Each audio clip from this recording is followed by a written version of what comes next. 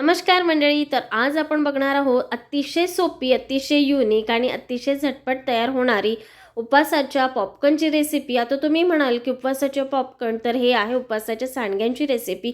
ही recipe अतिशय सोपी आहे, अतिशय झटपट तयार होते. अवघ्या 2 साहित्यात तयार होते आणि कुणीही बनवू शकेल, अगदी बॅचलर्ससुद्धा बनवू शकतील, इतकी झटपट तयार होते.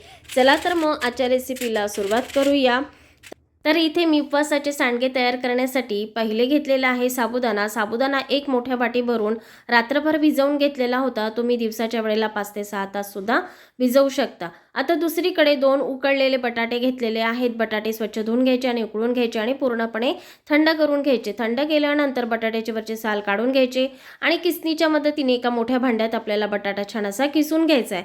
लक्षात असू द्या, बटाटा किसूनच घ्यायचा, कारण किसल्यामुळे बटाटा छान साबुदाण्यामध्ये मिक्स होतो. तर इथे बटाटा किसून घेतलेला आहे. आता त्यामध्ये आपल्याला भिजवून घेतलेला जो साबुदाणा आहे तो टाकायचा आहे. साबुदाण्याचं प्रमाण तुम्ही तुमच्या आवडीप्रमाणे कितीही करू शकता, कमी किंवा जास्त. आता त्यामध्ये चवीपुरतं इथे मी उपवासाचं मीठ टाकलेलं आहे. उपवासाचं मीठ म्हणजे सेंधं मीठ टाकलेलं आहे. तुम्ही त्यामध्ये तुमच्या आवडीप्रमाणे आणखीन मसाले टाकू शकता आणि सगळं छान मिश्रण मिक्स करायचं आहे. मिक्स केल्यानंतर इथे आपल्याला पाण्याचा थोडा हात घ्यायचा आहे. पाणी हाताला लावायचं आहे, कारण मिश्रण हे चिकट असतं, साबुदाणा चिकट असतो, तर त्यामुळे आपलं हे जे मिश्रण आहे हाताला चिटकते आणि सांडगे व्यवस्थित पडणार नाही. तर त्यामुळे सुरुवातीला सांडगे टाकण्यासाठी हाताला छान थोडं पाणी लावून घ्यायचं आणि इथे मी ताटातच सांडगे टाकून घेतलेले आहेत. तुम्ही सुद्धा परातीमध्ये किंवा मग प्लास्टिक शीटवर सुद्धा हे सांडगे टाकून घेऊ शकता. तर इथे मी सगळे ताटामध्ये सांडगे अशा पद्धतीने टाकून घेतलेले आहेत. आता हे सांडगे तुम्ही घरामध्ये सुद्धा वाळवू शकता फॅनच्या हवेखाली.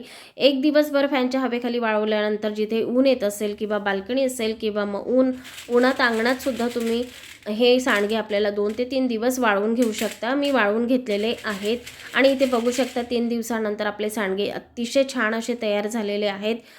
तळण्याच्या आधीच हे सांडगे अगदी पॉपकॉर्नसारखे दिसत आहेत. आता सांडगे तळून घेण्यासाठी इथे आपल्याला तेल हे छान असं कडकडीत मीडियम फ्लेमवर गरम करून घ्यायचं आहे. खूप जास्त हाय फ्लेमवर तेल गरम करायचं नाही. अगदी मीडियम फ्लेमवरच तेल सुरुवातीला गरम करून घ्यायचं आणि त्यामध्ये अलगदपणे आपल्याला हे सांडगे सोडायचे आहेत. आणि तुम्ही बघू शकता अगदी मस्त असे सांडगे आपले फुलून वर आलेले आहेत आणि मस्त असे पॉपकॉर्नसारखे दिसत आहे. त्यामध्ये जो साबुदाणा आहे तो सुद्धा अतिशय छान असा मोत्यांसारखा दिसत आहे. मी यामध्ये कुठलाच मसाला टाकला नाही, त्यामुळे हे सांडगे मस्त असे पांढरे शुभ्र आणि अगदी पॉपकॉर्नसारखे दिसत आहे. असं वाटतच नाहीत की हे सांडगे आहेत म्हणून. तर इथे तुम्ही बघू शकता मस्त आपले पॉपकॉर्नसारखे दिसणारे सांडगे तयार झालेले आहेत. तर आजची रेसिपी तुम्हाला कशी वाटली नक्की कमेंटमध्ये सांगा आणि पुन्हा भेटूया अशा नवनवीन रेसिपींसोबत. तोपर्यंत धन्यवाद.